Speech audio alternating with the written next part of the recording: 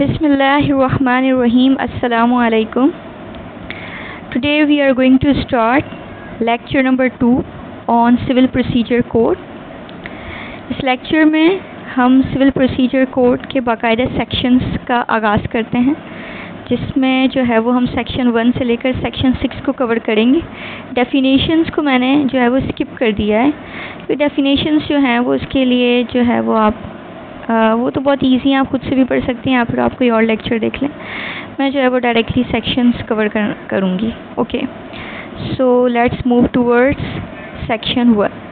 Section 1 जैसे हर act का ही जो है वो शॉर्ट टाइटल, कमेंसमेंट और एक्सटेंट जो है वो बताता है, तो इस तरह से इसका सेक्शन 1 भी बता रहा है कि इस एक्ट का जो है वो नाम होगा सिविल प्रोसीजर कोड 1908 और इसकी जो इन्फोर्समेंट है वो फर्स्ट डे ऑफ जैन 1909 को ही, and it will extend to the whole of Pakistan, कि पूरे पाकिस्तान में जो है वो इसकी एप्लीकेशन होगी, पूरे पाकिस्तान में ये लॉ जो है वो अप्लाई किया जाएगा।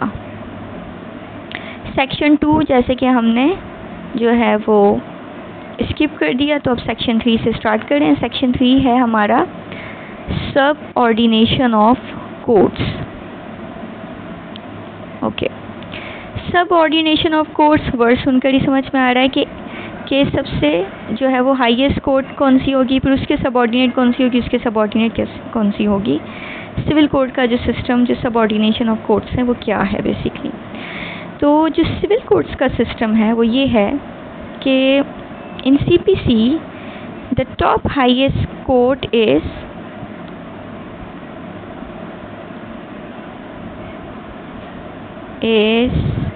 हाई कोर्ट, उसके नीचे आ जाती है हमारी डीसी डिस्ट्रिक्ट कोर्ट, उसके नीचे आ जाएगी हमारी सिविल कोर्ट और फिर उसके नीचे आ जाती हैं स्मॉल कॉजेस कोर्ट। होपफुली आप लोग को ये दिखाई दे रहा होगा।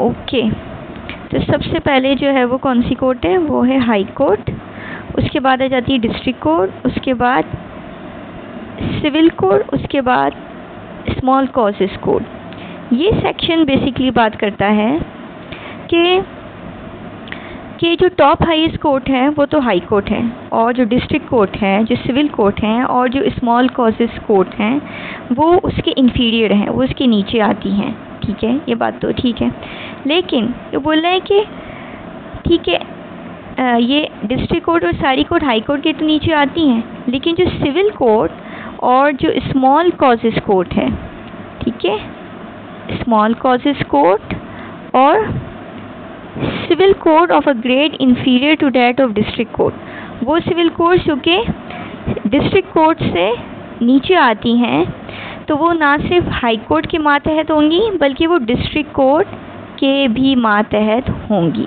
Okay, so the top highest court is high court and all other courts are not just subordinate to high court but they are subordinate to district court as well. Okay, let's move towards section number 4. Section number 4 is savings. तो heading से ही समझ में आ रहा होगा कि saving का मतलब क्या होता है, बचत, बचाना। ठीक है, तो ये सेक्शन जो है वो इसके भी मायने कुछ ऐसे ही हैं। ये कहता है कि बजाय इसके कि सिविल प्रोसीजर कोर्ट में जो है वो कोई बात जो है वो वाज़े तौर पर जो है वो की हुई हो कि यहाँ पर जो है वो सीपीसी अप्लाई होगा, इन तमाम मामलात में कोई और लॉ अप्लाई नहीं होगा। ठीक है, बजाय इसके कि अगर ऐसी कोई बात की गई हो, लेकिन अगर नहीं की गई और किसी भी एरिया में कोई भी जो है वो स्पेशल लॉ या लोकल लॉ इन्फोर्स है, तो उसकी जिस तरह से इन्फोर्समेंट होती है, उसको जो पावर कंफर्म किए गए हैं उस लोकल लॉ के तहत, किसी भी यानी कि वो लोकल लॉ किसी भी मामलात के लिए जो पावर जो है वो कंफर्म करता है, उन्हें वैसे ही इंजॉय किया जाएगा, उन्हें वैसे ही इंटरटेन किया जाएगा कि जैसे सिविल प्रोसीजर कोड के आने से पहले किया जाता था। सीपीसी उन पर कोई भी जो है वो लिमिटेशन नहीं लगाता है। CPC किसी चीज़ को लिमिट नहीं करता, उन्हें जैसे उनकी इन्फोर्समेंट होती थी बिल्कुल उसी तरह से होती रहेगी। और जो प्रोसीजर उसके जो है वो उस स्पेशल लॉ ने या लोकल लॉ ने प्रेस्क्राइब किया है, उन स्पेशल मामलात के लिए उसी लॉ का प्रोसीजर जो है वो फॉलो किया जाएगा। सिविल प्रोसीजर कोड को फॉलो नहीं किया जाएगा। जैसे कि हमने लेक्चर नंबर 1 में देखा कि आर्बिट्रेशन के लिए अपना लॉ है, और जो है वो फैमिली के जितने भी मामलात होते हैं, फैमिली केसेस, वो उनका जो है वो अपना एक्ट और अपने लॉज होते हैं, तो वो उन्हीं के थ्रू डील किए जाएंगे। उनमें जो प्रोसीजर बताया गया है उन्हीं के थ्रू होगा, सिविल प्रोसीजर कोड के अकॉर्डिंग नहीं होगा। ये क्लॉज 1 था, ये क्लॉज 2 है। बाय मिस्टेक जो है वो मैंने यहाँ पर 1 और 2 आ गया है, ये पूरा क्लॉज 2 है। अब ये क्लॉज जो है वो ये कह रहा है कि सिविल प्रोसीजर कोड की इन्फोर्समेंट से पहले अगर किसी लैंडलॉर्ड को किसी भी स्पेशल या लोकल लॉ के तहत कोई भी जो है वो इस तरह का जो है वो कोई राइट दिया गया था कि वो अपना जो एग्रीकल्चर लैंड है, ठीक है, जो ज़रूरी ज़मीन है, उसकी प्रोडक्शन से जो प्रोडक्शन होगी उसमें से रेंट कलेक्ट कर सकता है, तो उसको जैसे वो राइट सिविल प्रोसीजर कोड से पहले मुहैया था वैसे ही मुहैया रहेगा। उस पर CPC जो है वो किसी किस्म का बार नहीं लगाता है। ओके, अब the produce of such land, from the produce of such land, यहाँ से क्या बात जो है वो समझ में आती है? यहाँ से बात ये समझ में आती है कि जैसे जो है वो हमारे जो इंटीरियर के एरियाज़ होते हैं, चाहे वो सिंध के हैं या पंजाब के हैं या बलूचिस्तान के हैं, कहीं के भी हैं, तो उनमें ज़्यादातर जो है वो, जैसे हमें पता है कि जो लोगों का जो पेशा होता है वो एग्रीकल्चरिस्ट होते हैं। वो ज़मीनें जो है वो उनमें फसल उगाते हैं और उन्हीं के थ्रू जो है वो अपना गुज़र बसर करते हैं। तो वहाँ पर एक ख़ास जो है वो एक प्रैक्टिस फॉलो की जाती है, वो ये होती है कि जो बड़े ज़मींदार होते हैं, जिनकी ज़मीनें होती हैं, वो अपनी ज़मीनें जो है वो ठेके पर दूसरे लोगों को दे देते हैं, जिनके पास फ़िलहाल ज़मीन नहीं होती, लेकिन उस ज़मीन का जो है वो सारा काम कैसे होता है, उसमें फसल कैसे लगाई जाती है, वो सब जानते हैं, ठीक है। तो उन लोगों को देते हैं कि ज़मीन मैं अपनी दे रहा हूँ, इसमें फसल आप उगाओगे, और फसल उगाने के लिए वो अपनी जो है वो सारी मेहनत करते हैं, सब करते हैं। एग्रीमेंट ये तय करते हैं कि जो भी फसल सेल करने के बाद जो आउटकम होगा, जो प्रॉफिट होगा, उसे हाफ डिस्ट्रीब्यूट किया जाएगा। हाफ आप अपने पास रखेंगे, हाफ हमें मिलेगा। तो ये है कि अगर कोई ऐसा जो है वो एग्रीमेंट किया गया है और इस तरह का जो है वो कोई राइट किसी शख्स को हासिल था सिविल प्रोसीजर कोड की इम्प्लीमेंटेशन से पहले, तो उसे वैसे ही इंजॉय किया जाएगा, उसको जो है वो अफेक्ट नहीं किया जाएगा। Now section number 5, application of the code to revenue codes. ये सेक्शन कहता है where any revenue codes are governed by this provision of this code in those matters of procedure upon which any special enactment applicable to them is silent, the provincial government may by notification the official gazette declare that any portion of those provisions which are not expressly made applicable by this code shall not apply to those codes or shall only apply to them with such modification as the provincial government may prescribe। ये section simply ये कहता है कि अगर कोई भी revenue codes, वो किस रेवेन्यू कोड्स जो हैं, जैसे हमें पता है कि उनका एक स्पेशल लॉ है, उसके तहत जो है वो चलती हैं, उसी के थ्रू उनकी प्रोसीडिंग होती है, उसी के थ्रू उनके मामलात सारे जो है वो चलते हैं।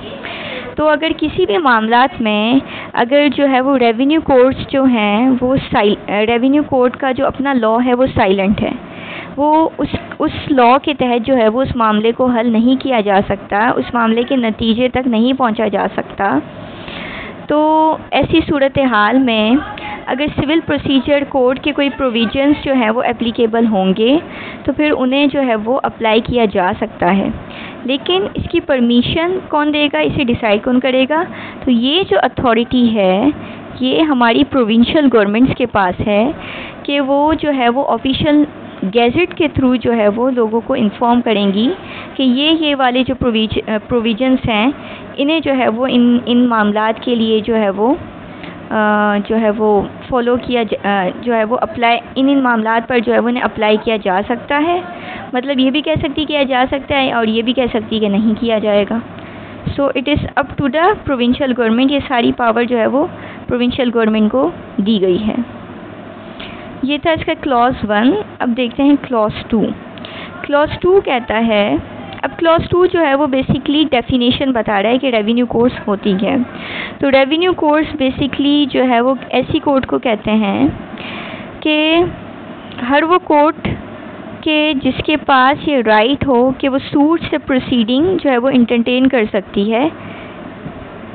किससे रिलेटेड सूट्स और प्रोसीडिंग, कि अगर यानी कि किसी भी एग्रीकल्चरल कोई भी जो लैंड है जो कि एग्रीकल्चर पर्पसेस के लिए जो है वो यूज़ होता है, उसके रेंट, उसके रेवेन्यू और उसके प्रॉफिट के मामलात के से रिलेटेड जो भी अगर कोई भी सूट्स फाइल होते हैं या उनसे रिलेटेड जो भी प्रोसीडिंग है, उन सबको जो है वो कौन देख सकती है, उन्हें देखेगी हमारी रेवेन्यू कोर्ट्स। तो ये सारा जो है वो पावर ही रेवेन्यू कोर्ट्स की है और ये ही जो है वो रेवेन्यू कोर्ट की डेफिनेशन है कि रेवेन्यू कोर्ट कौन सी कोर्ट होती है।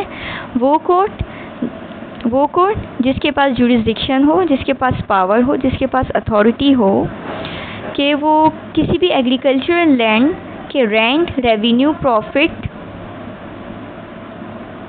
से रिलेटेड कोई भी प्रोसीडिंग्स हों, कोई भी सूट्स हों, उन्हें इंटरटेन कर सकें। तो ये थी हमारी application to the court to revenue courts. Now let's move towards our section 6 which is pecuniary jurisdiction, a very important section जो कि हमें पता होना चाहिए।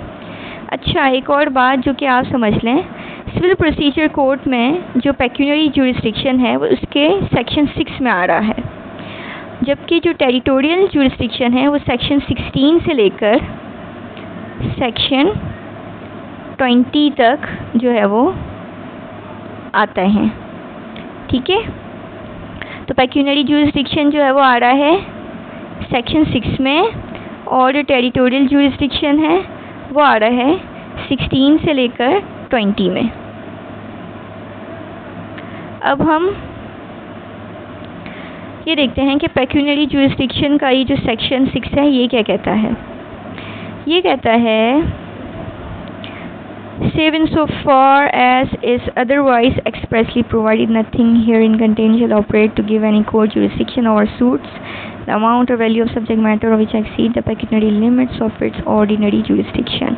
कि कोई भी कोर्ट जो है वो किसी भी ऐसे सूट को इंटरटेन नहीं कर सकती, उसकी प्रोसीडिंग नहीं चला सकती, उसकी प्रोसीडिंग नहीं सुन सकती कि जिसकी जो पेक्यूनरी जो लिमिट जो लॉ ने बताई है वो एक्सीड करती है उस कोर्ट के ओरिजिनल जुरिसडिक्शन से। यानी कि जो सिविल कोर्ट बेसिकली जो है वो सिविल कोर्ट ऑर्डिनेंस 1962, इसमें जो है वो पेक्यूनरी लिमिट जो है वो बताई गई है। अच्छा, ये जो पेक्यूनरी लिमिट है ये हर प्रोविंस में जो है वो डिफरेंट है, थोड़ी थोड़ी। सिंध में थोड़ी डिफरेंट हो जाती है, पंजाब में थोड़ी डिफरेंट है। तो फॉर एग्जांपल जो है वो पेक्यूनरी लिमिट जो है वो हाई कोर्ट की जो है वो अलग है, डिस्ट्रिक्ट कोर्ट्स की अलग है, स्मॉल कॉजेस कोर्ट्स की अलग है। फॉर एग्जांपल जो 2 लाख तक के मामलात होंगे वो सिर्फ स्मॉल कॉजेस कोर्ट देखेंगी और उसके ऊपर के जो होंगे वो हाई कोर्ट में जाएंगे, सॉरी उसके ऊपर के जो होंगे वो फिर सिविल कोर्ट में जाएंगे। तो ये जो है वो तो जिस कोर्ट की जितनी लिमिट है वो बस उतनी मालियत तक का केस जो है वो उसकी हियरिंग कर सकती है, उसका ट्रायल चला सकती है, उसकी प्रोसीडिंग सुन सकती है।